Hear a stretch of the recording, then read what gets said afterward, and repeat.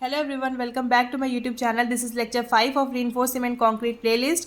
This is important lecture because in this lecture we are going to see the thumb rule for estimating steel quantity in RCC. This lecture is very important for the thumb rule. Okay, so now we will see what are the thumb rule for estimating steel quantity in RCC. So first, for slab it is 1% of the total volume of concrete. Okay, so your steel quantity should be 1% of the total volume of concrete. Then for the beam it is 2% of the total volume of concrete. For the column it is 2.5% of the total volume of concrete, and for the footing it is 0.8% of the total volume of concrete. Remember the percentage for the slab, beam, column and footing for the thumb rule for estimating steel quantity in RCC. Okay, so now we will see an example how you can find the quantity of steel with the help of this thumb rule. Okay, so for example, for slab, steel required will be your volume of concrete. It is 1% of the volume of concrete. For slab it is 1% of the volume of concrete.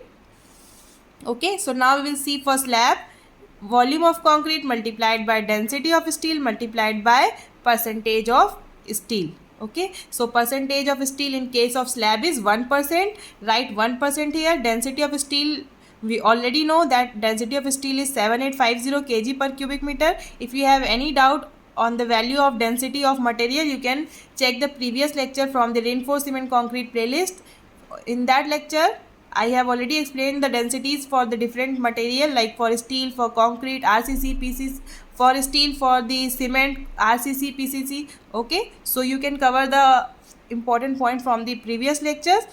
Okay, so for now, volume of concrete, let us assume that volume of concrete is 10 cubic meter.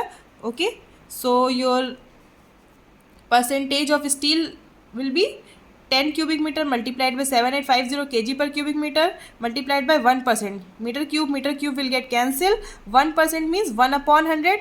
Okay, don't get confused. This is 1%. So 1 upon 100.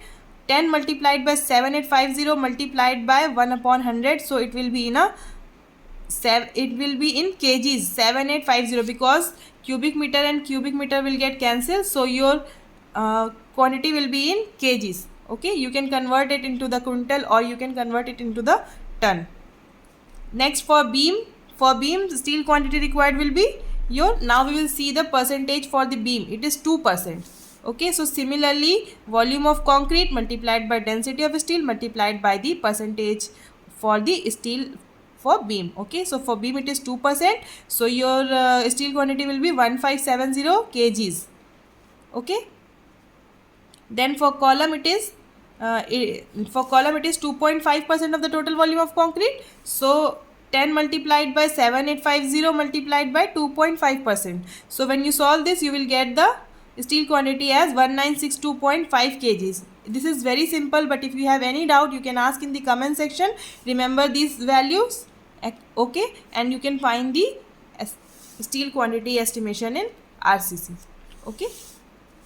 Similarly, for the footing, it is 0.8%. So find it with the same formula and put 0.8% for footing. Now we will see.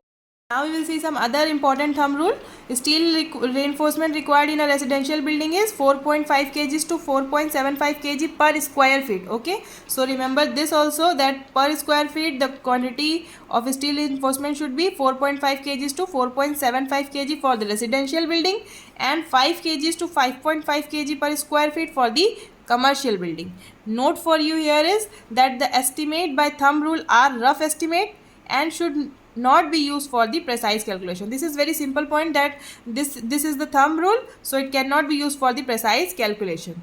Okay, for more accurate steel quantity estimation, consult with a structural engineer and refer to relevant design codes and standard. So for an important structure, okay, or for the high level work, you have to refer to the structural engineer and you have to use all the relevant design codes and standard.